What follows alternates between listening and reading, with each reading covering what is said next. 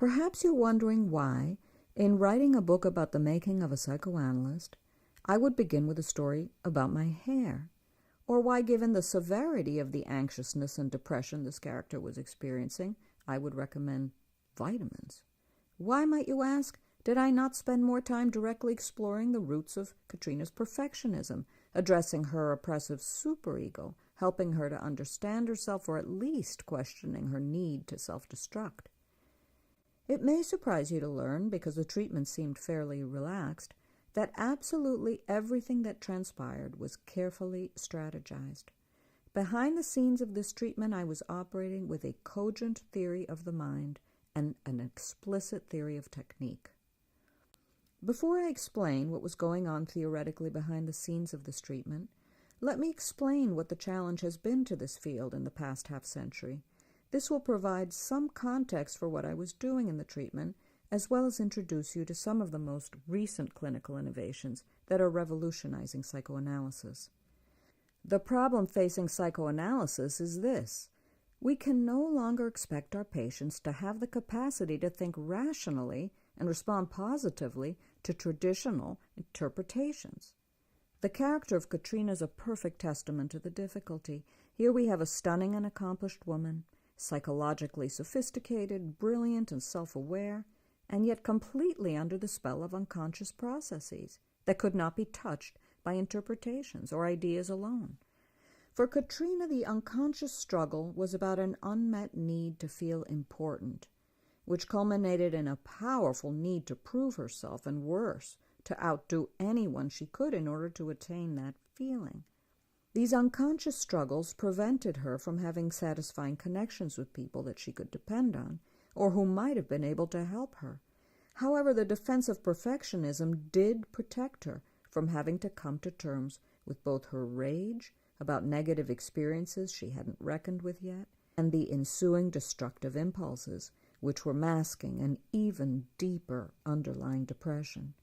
To defend herself from feeling disturbed by her own destructive aggression, Catrina projected that aggression onto other people who she imagined wanted to bring her down.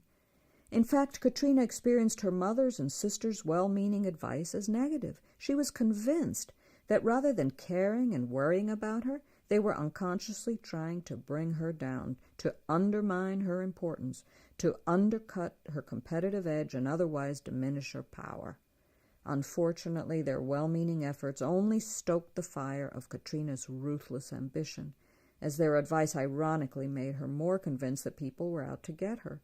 For her, this was an unfortunate distortion, and one that epitomizes what happens when people are in the grips of an unconscious struggle. The problem with defense mechanisms like Catrina's perfectionism is that while they may protect us from having to admit into our own consciousness disturbing wishes and impulses, they become completely compulsive. In other words, we lose our capacity to discern choices when we're driven by unconscious motivations. Catrina, as a result of this, fundamentally believed that she had to manage everything and run herself ragged. She was fully invested in this narrative, and therefore, when she entered treatment, she didn't recognize that there could be any other explanations for what was going on in her life. Even as she drove the people around her crazy, she firmly believed she was lovingly pinch-hitting for everyone else by doing everything herself. You will see with most patients coming into treatment that they have the feeling that they're cornered into their current circumstances by forces and destiny, and they're unable to identify or take advantage of any other, possibly better, options. In fact, you may even see this in your own family when a person, whether it's a significant other, parent, or sibling, insists on a version of reality that you believe has absolutely nothing to do with what is really going on. When we're under the influence of defense mechanisms, we simply can't entertain any ideas that might differ excessively from our own. This is what is at the root of all unhealthy narcissism, large or small, an inability to discern or recognize any truths, whether they be thoughts, feelings, or ideas, that are outside our own consciousness. Everywhere we turn, whenever our narcissistic tendencies are influencing us, The world reflects back to us our own unresolved unconscious dynamics as we project our distorted narratives onto people who then respond accordingly. Ironically, Catrina, who was looking for feelings of importance from her family, repeatedly induced feelings in them that she was acting foolish. In turn, their reactions confirmed for Catrina that they were trying to bring her down. Freud called this vicious cycle the repetition compulsion, and it's a phenomenon that we often perceive in our patients. To put it another way, it's how we set the wheel of karma in motion. We become narcissistic when we defend against thoughts and feelings that are too painful or unbearable for us. When we're so busy trying to block things, we can't entertain many other options. Instead, we engage all energy in the preservation of our version of the truth, which feels infinitely better. We can't empathize with others, get outside our own perspective, or discern choices when we're defending against thoughts and feelings. And we develop major blind spots as parts of ourselves are blocked to us. This is why, despite the tremendous wealth of psychological education currently available about dysfunction and mental illness, and despite our increasing emotional sophistication, self-awareness, and acceptance, people still persist in being dominated by unconscious dynamics, unable to do things better. It's why parents and children become estranged, why divorce rates are so high, why we fail, remain unhappy, and maybe even why there's war. Defense mechanisms put us in intractable positions that preclude our ability to discern, believe in, or persevere towards better choices. For therapists, so many questions arise from this challenge. How do we handle other people's defense mechanisms? What can we do to impress upon our patients that they're almost completely under the sway of unconscious motivations, driven by unseen forces that are hindering their ability to experience choices? How can we help them recognize that what they're doing is wrong? How can we show them that life could be so much better if they could only listen to other people and at least consider what they say? For decades, the search for answers to these questions under the rubric of what constitutes therapeutic action gave rise to an untold number of journal articles, conference proceedings, and entire books dedicated to charting the precise genesis of change in a patient. Therapeutic action was mainly centered on the psychoanalyst's ability to correctly analyze the patient's unconscious motivations and then to interpret that understanding to the patient with such exquisite timing that the interpretation would prove effective and meaningful. Most of the discussions around therapeutic action that you'll encounter in the literature focused on the nature and timing of delivering the interpretation. More recent literature has extended this by examining the ideal state of the transference in the patient for the delivery of insight from the analyst. Ultimately, though, providing insight as a means of cure will falter. Only a very small number of patients can absorb insights. Even for those who are willing to absorb and integrate an outside person's version of their life and ready to consider and make the effort to change, there may be no enduring impact. Advances in neuroscience finally started to reveal the core of the problem. The regressed states of consciousness that psychoanalysis had been challenged with for decades were described by the neuroscientists as activation of the autonomic defense system, ADS. In the presence of ADS, when patients are in states of anxiety or depression, for example, synaptic activity to the higher brain, where reason, planning, and the ability to discern choices prevail, is severely compromised. With these insights, the problem gained new clarity, as the evidence was uncompromising. When we have emotional reactions stemming from primitive feelings that aren't even at the level of consciousness, we cannot think well. The implication for psychoanalysis as a method designed to reveal the unconscious was that an entirely new set of innovative strategies would have to be developed to help our patients get to know their hidden thoughts, feelings, and impulses. Ultimately, this challenge is what led to the incredible innovations in clinical methodology that hold the key to how we currently practice psychoanalysis. Instead of being direct purveyors of insights and interpretations delivered to our patients' consciousnesses, analysts realized that we would have to, instead, learn how best to prepare our patients' minds for their own self-discovery. From the minute a new patient walks through our door, it's good for us to have on hand a set of operating theories of the mind that can explain how and why people conjure their reality. These theories will fuel our curiosity and fascination with the mystery of the patient's condition. Without them, we would just be swimming in a quagmire of emotional agitation or confusion. In addition to a theory of the mind, having an operating theory of technique will challenge us to proceed like scientists investigating consciousness. All of these theories, which we call meta-theory, arm us for the journey into our patient's mind. Let us now turn to the story to illustrate how meta-theory works. Structural theory informed me that it would be fruitless to try to influence Catrina's perfectionism or the lack of balance in her life. Whenever I'm confronted by patients' thoughts and behaviors that defy logic, I'm never tempted to fruitlessly defend or argue against them, because I know this is not a good way to work with the unconscious. People need their defenses until they have something better to replace them with. If you try prematurely to free them of these defenses, you may become witness to mental breakdowns.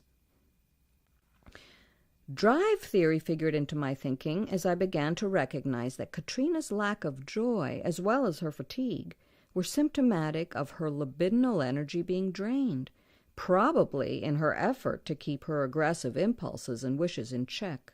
I hypothesized that her libidinal energies were being almost completely consumed by the need to sublimate and channel her aggressive energies via exhaustion-inducing levels of perfectionism and her unabating need to outdo others.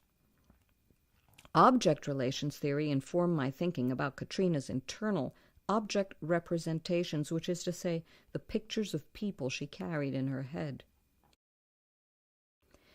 Conflict theory was later applied in this case as I became aware that Catrina had an intrapsychic conflict. There had to be some pleasure that she was deriving from the relentless striving for perfection, and all of that would have to become conscious to be grappled with. My clinical techniques would have to address all this meta-theory. If I were to adequately prepare Catrina's mind for self-discovery, I first had to help liberate some of that libidinal energy that was being spent preserving the defenses. Without a loosening of those energies, she would not be able to move forward. With regard to her conflict, I'd have to explore the unspoken sides of the conflict, how much she enjoyed her perfectionism and her impulse to outdo people, until she could land upon the things that she hadn't yet spoken. Only then, I thought, would she be able to know what she was fighting against, and then be able to decide to let go a little, maybe. Finally, I knew that a new form of mental organization would have to be built so that she could be helped to loosen her grip on the existing maladaptive one, and thereby get to know herself. A new structure would depend on my ability to help strengthen her ego. This solid grounding in theory helped me guide the treatment because the four theories of the mind that were operating in my understanding of the case, structural theory, drive theory, object relations theory, and conflict theory, informed what would be required to help prepare her mind for self-discovery. Sufficiently armed with theory, I knew exactly where and how to begin clinically.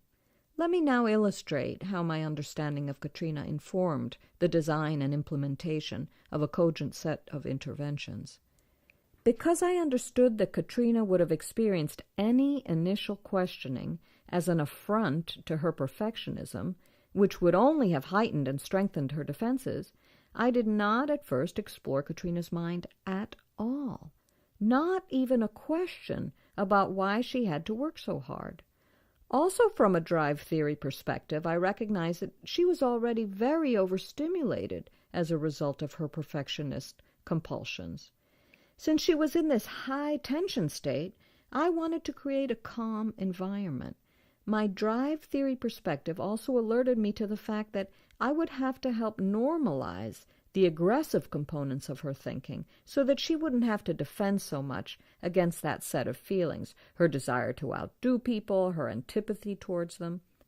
In so doing, I postulated that I would be helping to free up some of the valuable libidinal energy she was currently employing to maintain defenses against knowing the degree and depth of her aggressive impulses.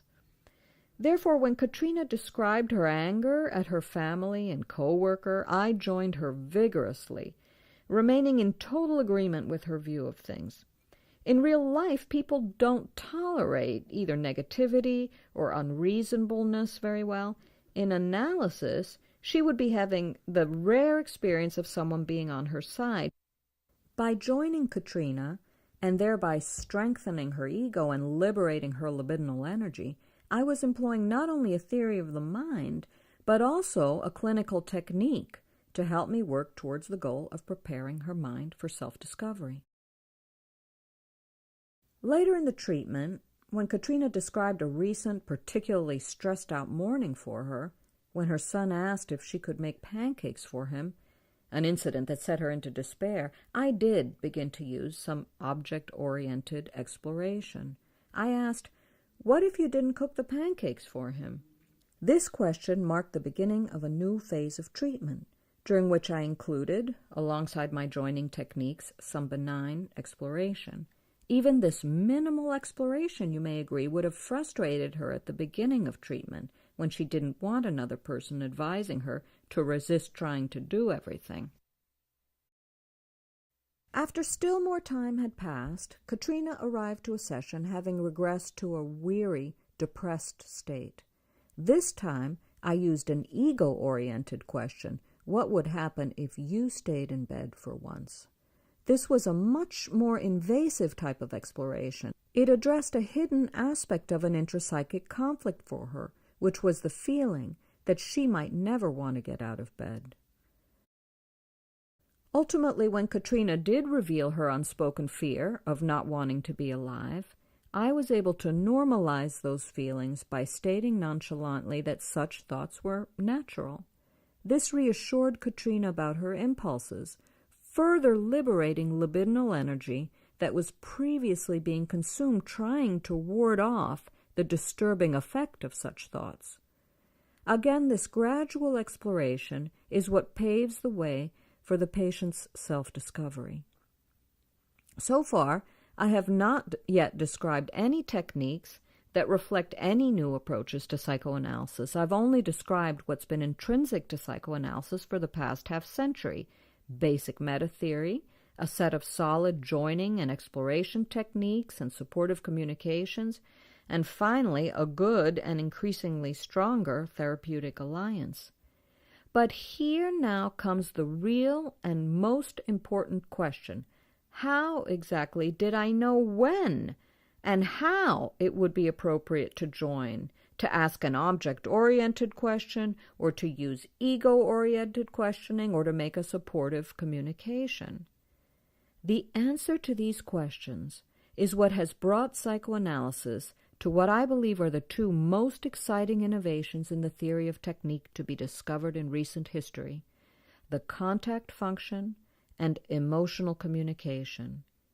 Both of these innovations are founded upon this one uncompromising truth: to assess and intervene effectively with Catrina, I had to use my own emotions. The dual concepts of the contact function and emotional communication cover the two basic components of all successful treatment. First, being able to correctly assess the patient, and second, being able to design a customized clinical treatment plan based on that assessment.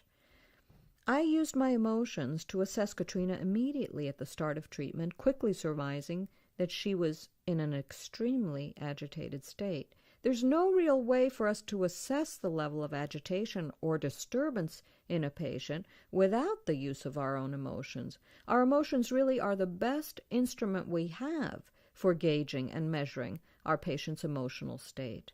The more tension, agitation, confusion, or disturbance we experience in the room, the greater the pathology is likely to be, at least in that moment. When I started pushing against Catrina's defenses by asking if she really had to make her son pancakes, I was again using my emotions, by knowing at that point she could handle such a question. Later, the ego-oriented question I asked about what would happen if she stayed in bed was again based entirely on my emotional understanding that she was ready to talk about it. In fact, that understanding also led me to modulate my voice, as if to communicate when I suggested she stay in bed, "Aren't you tired? Wouldn't it be nice if you could relax a little?" As it turned out, she was very tired, so tired, in fact, that she might not even want to get out of bed. What I was doing in using my emotions as instruments to guide me as to how to be in the room with this patient is an example of following the contact. When we do this, we consistently follow the patient's lead by closely gauging and assessing both the feeling in the room and the patient's preparedness to think about things. The guideline of following the contact not only dictates what to talk about with the patient, but also the tone and tenor of our communications. Working in this way, mindful at all times of the emotional climate in the room and the patient's emotional state, means that all of our interventions become, in essence, emotional communications. That is to say, our interventions are not designed, as they were in classical psychoanalysis, only as ways to promote insight or otherwise influence the patient to employ higher brain functions. Instead, the interventions of 21st century psychoanalysis are designed mostly with the intent to address the emotional state, to liberate libidinal energy, strengthen the ego, promote expression, and help the patient find words for their experience. When we can follow the contact effectively by listening to our emotions closely to guide what will be comfortable for the patient to talk about, and by using emotional communication to promote continued talking, our patients will become increasingly more able to say new things to us. It is in this speaking that we become witness to therapeutic action.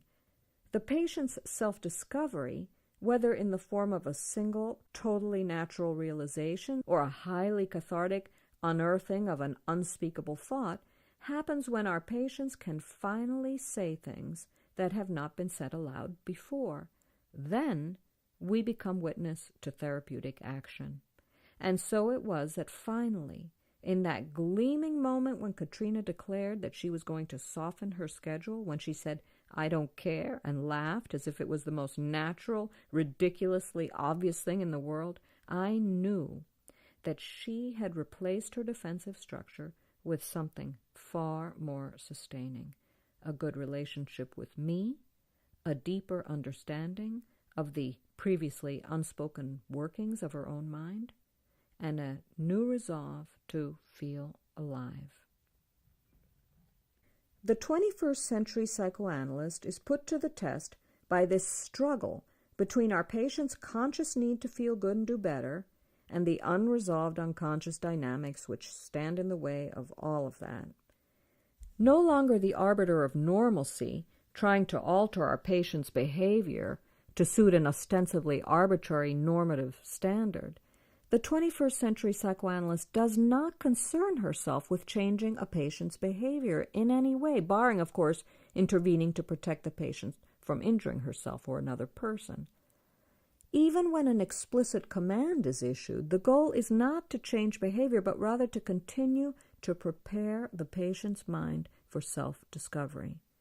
I might have, for example, recommended that Catrina get more babysitting, if I felt that would have been supportive of her ego or good for the therapeutic relationship. I would not have made the intervention, however, simply to normalize her behavior. We're not interested in behavior in psychoanalysis. We're always working with emotions, preparing the mind for self-discovery. Emotional communication works with everyone. we can truly dispel the outdated notion that psychoanalysis is a form of therapy just for the elite, such as the upper middle class. In fact, we can treat the widest possible variety of people regardless of their sexual orientation, religious affiliation, social class, gender identity, relative pathology, or level of education. Absolutely anyone and everyone can become dominated by unseen psychological forces that seem to mysteriously prolong suffering. And it is in that suffering that the 21st century psychoanalyst applies herself, without any regard for working the patient back to any standard of normative behavior. If anything, we can help our patients become quirkier, because then you are not defended or afraid to be yourself, and yourself may be unique. We can truly work with everyone and anyone when we become curious about their unconscious. If the 21st century psychoanalyst's primary instrument for assessing, diagnosing, planning, and executing emotional communication is our own emotions, then we have to know those emotions extremely well. This is the most important feature of psychoanalytic training, the individual analysis, supervision, and classroom discussion, and where all treatment starts and ends with your own emotions.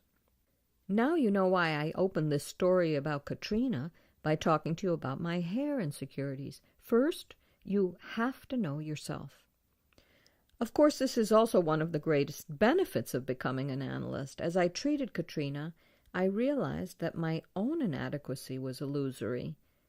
When we become psychoanalysts, we're confronted over and over with the fact that, as a species, we construct realities that are often illusory. Our patients, as we ceaselessly resolve our own resistances to being in the room with them, always take us to new levels of understanding about our own consciousness, about our own distorted ways of seeing the world and seeing ourselves, so that we too can flower and blossom to new states of consciousness in which we can enjoy being in our own skin and come on our own journey to feeling attractive, competent, intelligent, or alive.